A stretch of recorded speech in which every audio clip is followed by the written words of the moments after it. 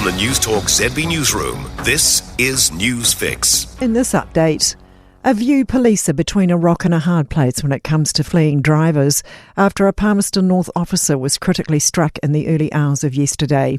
At about 2 a.m, a fleeing driver in a stolen vehicle allegedly struck the man, another officer and a police vehicle on Kairanga Bunnythorpe Road.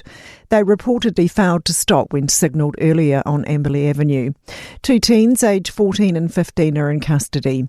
John Wotton, whose brother Derek was killed on duty laying spikes in 2008, says there's not much an officer can do when a car comes at them at speed. The same circumstances with Derek. You're not left with a lot of time to make a decision or get out of the way. Labour's setting its sights on getting the books back into surplus if elected. It's laid out a slew of economic priorities ahead of the election, including achieving surplus by 2030 and reducing net debt to 20% of GDP over time. The party will aim to keep government spending and revenue at about 33% of GDP once its capital gains tax is fully implemented.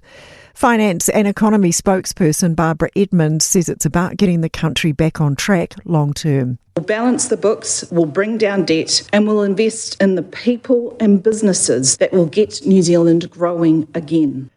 Thousands of new jobs could be on the way if the country accelerates development of AI data centres.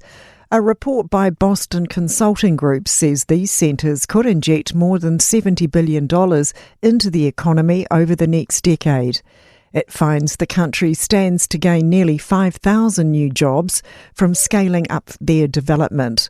Group Managing Director Kelly Newton says the majority of these are construction jobs. At the height of the construction of the data centres and the supporting infrastructure, you'd have about 3,500 jobs to do that.